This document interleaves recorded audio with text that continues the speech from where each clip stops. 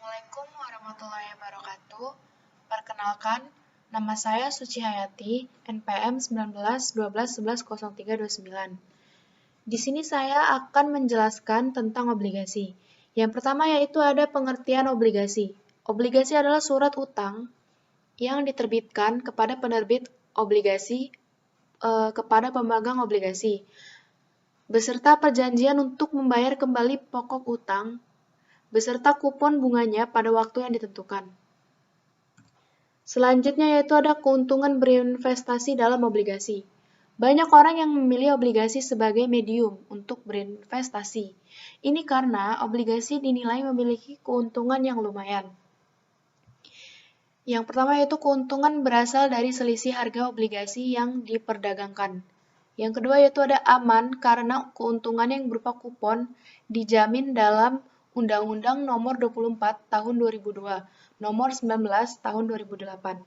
Yang ketiga yaitu bunga obligasi lebih tinggi daripada deposito. Yang keempat, mudah diperdagangkan dalam bursa efek dan di luar bursa. Yang terakhir yaitu ada bisa menjaga agunan misalnya surat utang negara. Selanjutnya yaitu ada jenis-jenis obligasi. Berdasarkan sisi penerbit, ada 3 jenis obligasi yang perlu kita ketahui.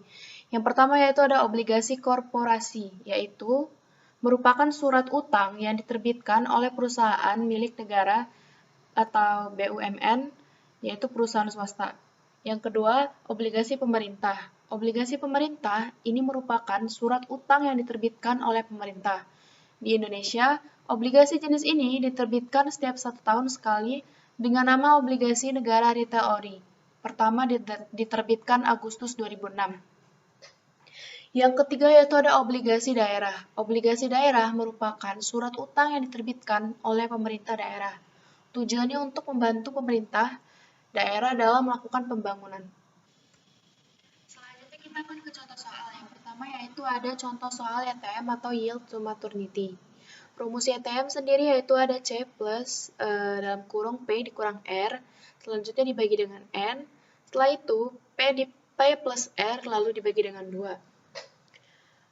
Keterangan C itu kupon dan R itu redemption value dan N itu periode waktu yang tersisa dan P yaitu harga pembelian. Contoh soal, Aldi membayar 500 untuk obligasi 2 juta besaran suku bunga 10% dan jatuh tempo selama 6 tahun.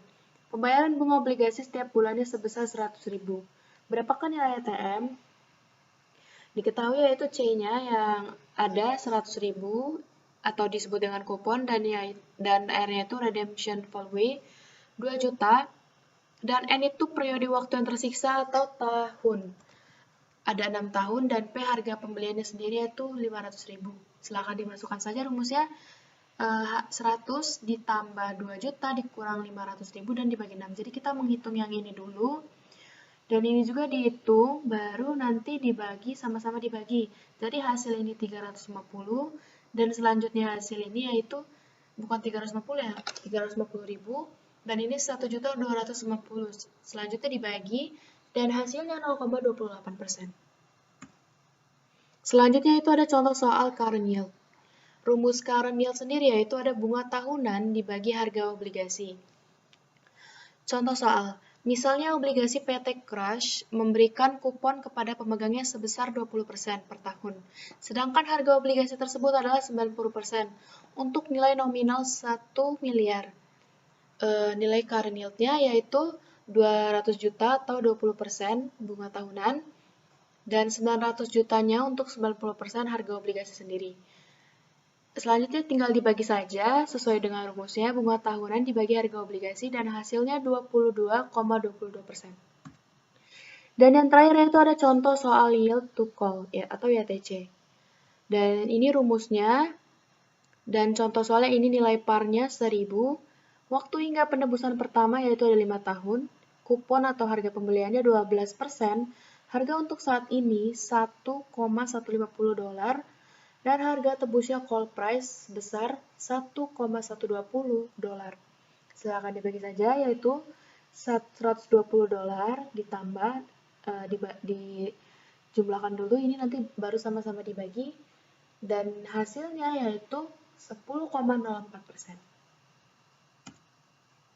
Itu saja, sekian dari saya. Wassalamualaikum warahmatullahi wabarakatuh.